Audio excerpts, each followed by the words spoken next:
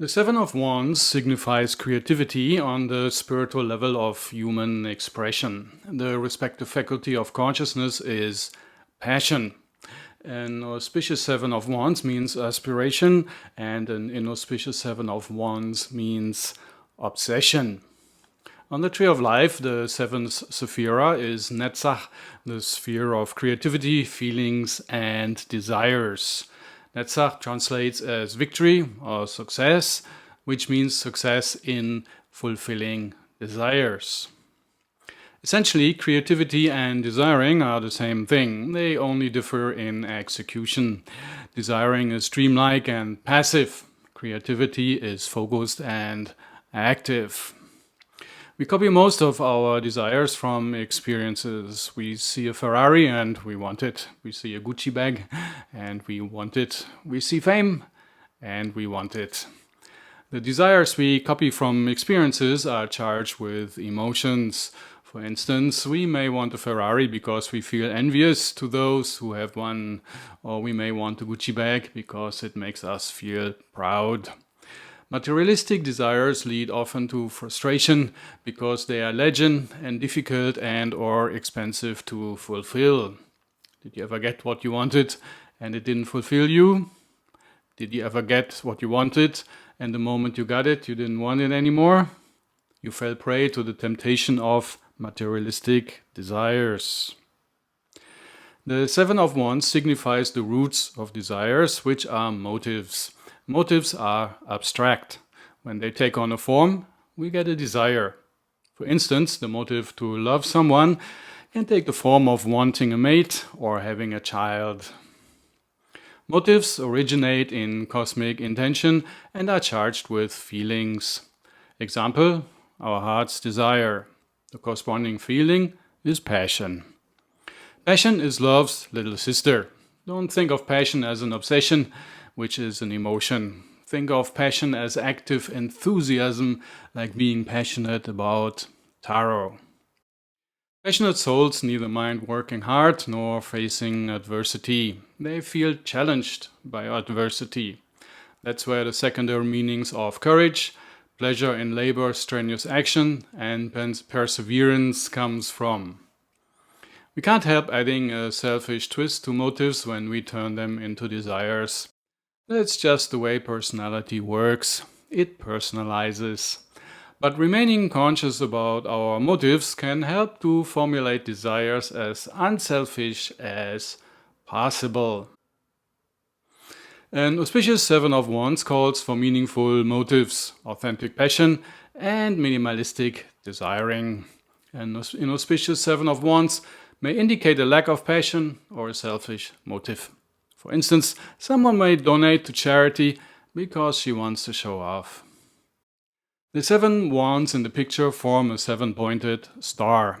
The seven-pointed star symbolizes experience and practical skill, since there is no geometrical method for drawing the star.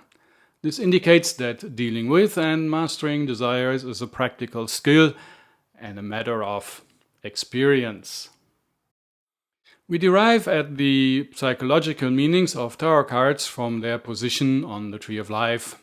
According to the Enlightenment Tarot framework, the Seven of Wands represents Netzach of Derived, that is, creativity on the intentional, spiritual level of human expression.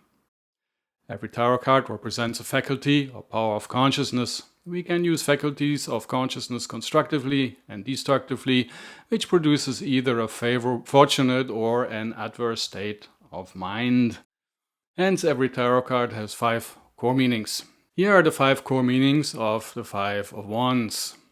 Power of consciousness is passion, to do something. Constructive use is aspiration, to be something. Destructive use is obsession, to have something. And the favorable internal experience is courage, and the adverse internal experience is timidity. If the Seven of Wands appears in your spread, you may want to ask yourself the following questions. What motives are behind my current desires? Are these benevolent motives? Which of my current desires did I copy from experiences? Are they worth pursuing? Are my current motives aligned with my higher self's intention, or have they taken on a selfish twist? Am I true to my motives, or am I allowing external pressure to shape my desires, like social expectations, peer pressure, or the expectations of family and friends? What things that I own don't I desire anymore? What about getting rid of them? The Seven of Wands calls for authentic motives, minimalistic desiring, and turning one's back to consumerism, showing off, and status symbols.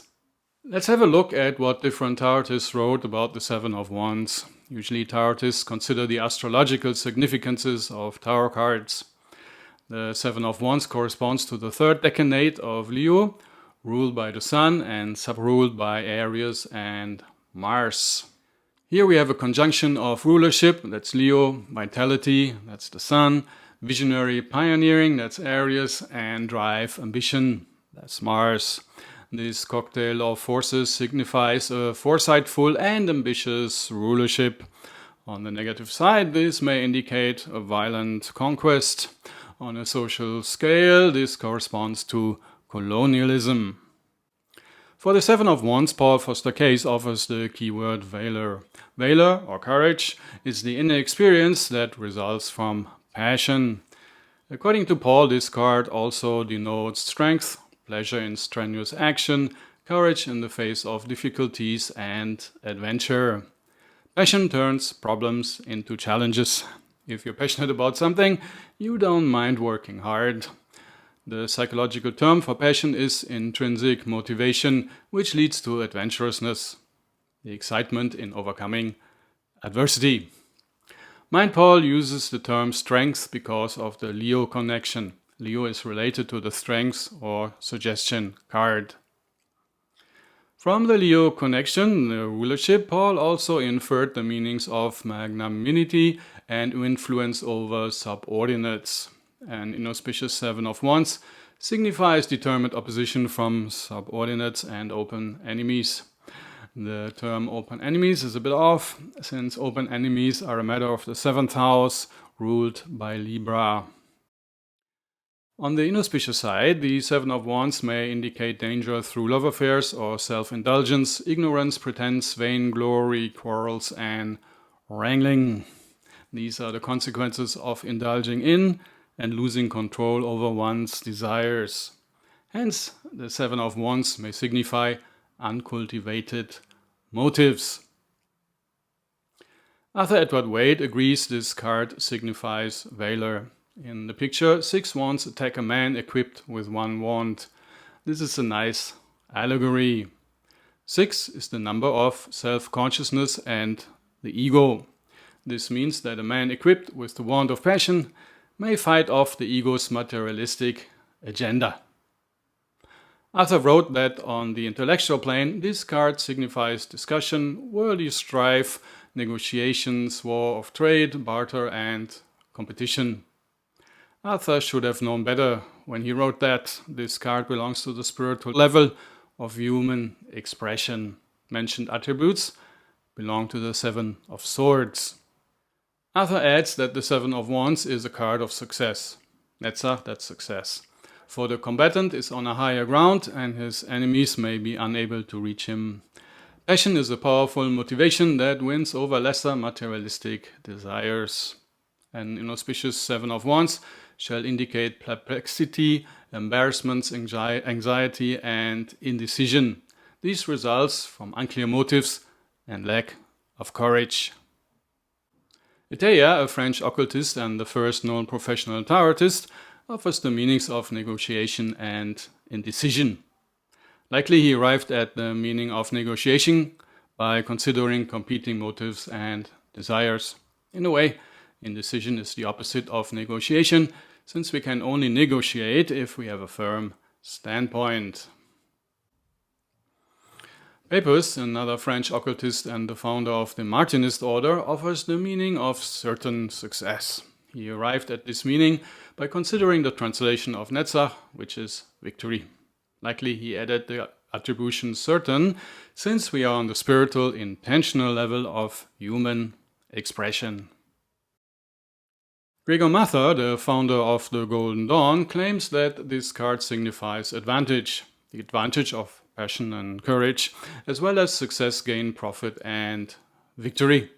The latter goes back to the meanings of Netzach, which means victory.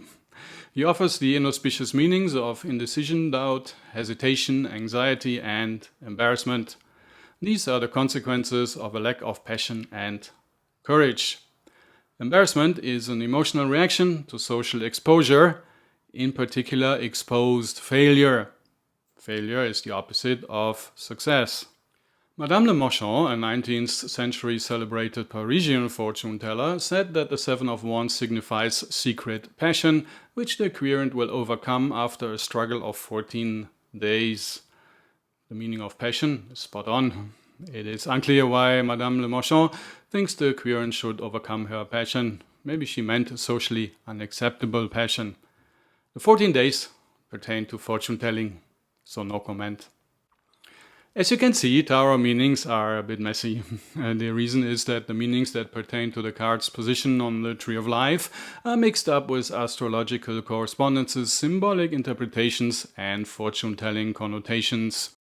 That's tedious to memorize. Further, tarotist opinions, knowledge, and linguistic backgrounds shaped some of these interpretations. Last but not least, many meanings are fuzzy, contradictory, and overlap. If you want to understand why they overlap, read the article How to Deal with the Overlapping Meanings of Tarot Cards. You can find the link in the video description. The meanings of the Enlightenment Tarot, on the other hand, are based on an objective, holistic framework, the Tree of Life, and the 4 levels of human expression. The resulting meanings are transparent and logical, and hence easier to memorize. I hope you enjoyed this episode of the Enlightenment Tarot and discovered an inspiration or two. Please help to spread the light with a like and a share. And don't forget to subscribe. Love and light.